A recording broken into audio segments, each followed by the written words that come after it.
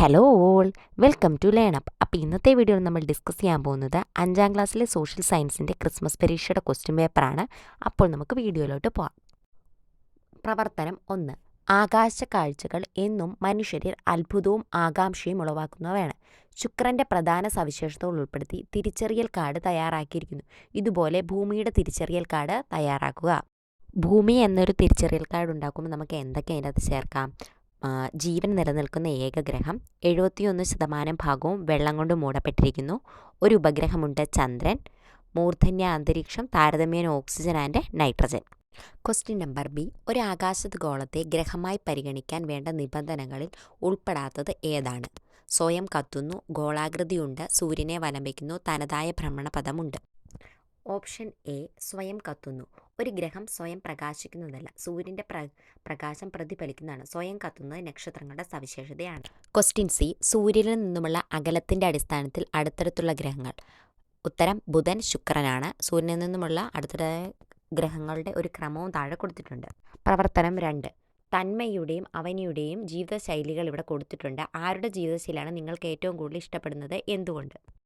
തന്മയുടെ ജീവിതശൈലിയാണ് എനിക്കിഷ്ടപ്പെട്ടത്. അപ്പം ഞാനതിൻ്റെ ഈ ജീവിതശൈലി എന്ന് പറഞ്ഞാൽ പുനരുപയോഗം, സ്വയം പര്യാപ്ത, വിനയമുള്ള ജീവിതം എന്നിവ പ്രോത്സാഹിപ്പിക്കുന്ന ഇത് സ്ഥിരതയും സന്തോഷവും നൽകുന്നു. അതിൻ്റെ മറുനീക്കം ഒരുപാട് പണം ചെലവാക്കുന്നു, കടമെടുക്കുന്നു, സാമ്പത്തിക ബുദ്ധിമുട്ടുകൾക്ക് വഴി തുറക്കുന്നു. അതാണ് രണ്ടാമത്തെ ആളുടെ. നെക്സ്റ്റ് പ്രവർത്തനം 3. ഭൂമിയിലെ വൈവിധ്യങ്ങളെ പ്രയോജനപ്പെടുത്തിയാണ് മനുഷ്യനുൾപ്പെടെയുള്ള മറ്റെല്ലാ സസ്യജന്തുജാലങ്ങളും നിലനിൽക്കുന്നത്.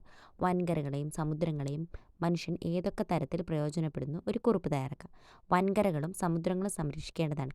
ഇത് സമൂഹത്തെ ബോധ്യപ്പെടുത്തുന്നതിനാവശ്യമായ പ്ലക്കാർഡ് തയ്യാറാക്കുന്ന വാചകങ്ങൾ എഴുതുക. വൻകരകളും സമുദ്രങ്ങളും മനുഷ്യൻ എങ്ങനെ പ്രയോജനപ്പെടുത്തുന്നു? ജനവാസത്തിനും കൃഷിക്കുമായി ഉപയോഗിക്കുന്നു. ധാതുക്കൾ, കല്ലുകൾ, മണ്ണ് എന്നിവയുടെ ഉറവിടമാണ്. വ്യവസായങ്ങളും കൃഷിക്കും വരുമാനത്തിൻ്റെ അടിസ്ഥാനം നൽകുന്നു. സമുദ്രങ്ങൾ മത്സ്യബന്ധനത്തിനും തീരദേശ വാണിജ്യത്തിനും പ്രയോജനമാണ്. ലവണവും ധാതുക്കളും സമുദ്രത്തിൽ നിന്ന് ലഭിക്കുന്നു. ജലഗതാഗതത്തിനും രാജ്യാന്തര വ്യാപാരത്തിനുമുള്ള പ്രധാന മാർഗം. വൻകരകളും സമുദ്രങ്ങളും സംരക്ഷിക്കപ്പെടേണ്ട പ്ലക്കാർഡുകൾ. ഭൂമിയെ സംരക്ഷിക്കുക, നമ്മുടെ ഭാവി സുരക്ഷിതമാക്കുക. സമുദ്രങ്ങൾ സംരക്ഷിക്കുക, ഭൂമിയിലെ ജീവിതം നിലനിർത്തുക. ആക്ടിവിറ്റി 4. സൂര്യൻ അസ്തമിക്കുന്നതോടെ മറ്റു നക്ഷത്രങ്ങൾ ഒന്നൊന്നായി തെളിഞ്ഞു കാണാൻ തുടങ്ങും. ഇരുട്ടും തോറും എണ്ണിയാലൊടുങ്ങാത്ത നക്ഷത്രങ്ങൾ കാണാം. Question A. സൗരയൂഥത്തിൻ്റെ ഭാഗമായ ചില അംഗങ്ങളുടെ സവിശേഷതകൾ ബന്ധപ്പെട്ട പട്ടികയിൽ പൂർത്തിയാക്കുക. അപ്പോൾ ഇതിൽ കൊടുത്തിരിക്കുന്ന അംഗങ്ങൾ ക്ഷുദ്രഗ്രഹങ്ങൾ, സൂര്യനെ ചുറ്റിപ്പോകുന്ന ചെറിയ പാറ കൊണ്ടുള്ള വസ്തുക്കൾ. മീറ്ററോയിഡുകൾ, തടസ്സമില്ലാത്തതും തനതുമായ ഭ്രമണപഥങ്ങളില്ല. വാൽനക്ഷത്രങ്ങൾ, ഭ്രമണപഥം വളരെ ദീർഘവൃത്താകൃതിയിലുള്ളതും അനിശ്ചിതത്വവുമാണ്. ബഹിരാകാശത്തിലെ പാറക്കഷ്ണങ്ങൾ, ബഹിരാകാശത്തു നിന്ന് ഭൂമിയുടെ അന്തരീക്ഷത്തിലേക്ക് കടക്കുന്ന പല വലിപ്പത്തിലുള്ള കഷ്ണങ്ങൾ, അതായത് ഉൽക്കകൾ എന്ന് വേണേൽ പറയാം ഇതിനെ. അടുത്ത ക്വസ്റ്റ്യൻ കൊടുത്തിരിക്കുന്ന വാൽനക്ഷത്രം കണ്ടെത്താനാണ്. ഉത്തരം വരുന്നത് ഐസൺ ആണ്. ഐസൺ ഒരു പ്രശസ്തമായ വാൽനക്ഷത്രമാണ്. ബാക്കി അംഗങ്ങളൊന്നും വാൽനക്ഷത്രങ്ങളല്ല. പ്രാചീന തമിഴകത്ത് മൃതശരീരങ്ങൾ അടക്കം ചെയ്യുന്നത് മുകളിലെ വലിയ ശിലകൾ നാട്ടിയിരുന്നു. ചുവടെ നൽകുന്ന ശിലാസ്മാരകങ്ങളുടെ പേരെഴുതുക. ആദ്യത്തേത് വലിയ പാറ അറകളും രണ്ടാമത്തേത് കുടക്കല്ലുമാണ്.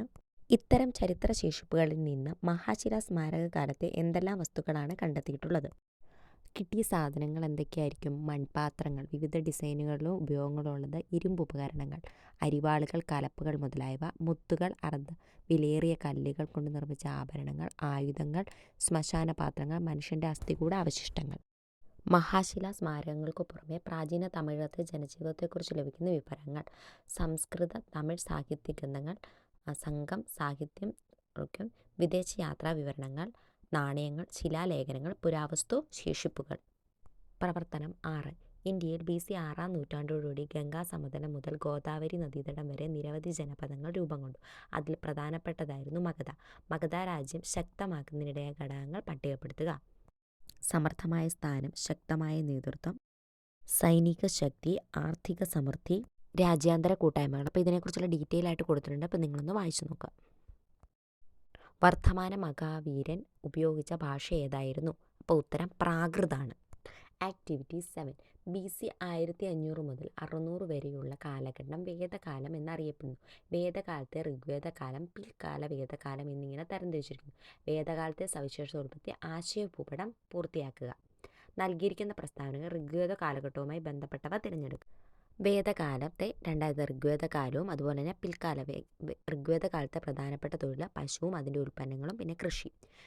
ദേവതകൾ ഇന്ദ്രൻ, അഗ്നി, വരുൺ, വരുണൻ ആൻഡ് സൂര്യൻ. പാത്രങ്ങൾ ചാരനിറമുള്ള മൺപാത്രങ്ങൾ. സാമൂഹ്യ വിഭജനങ്ങൾ പ്രവർത്തനങ്ങളുടെ അടിസ്ഥാനമാക്കിയുള്ള വിഭാഗങ്ങൾ.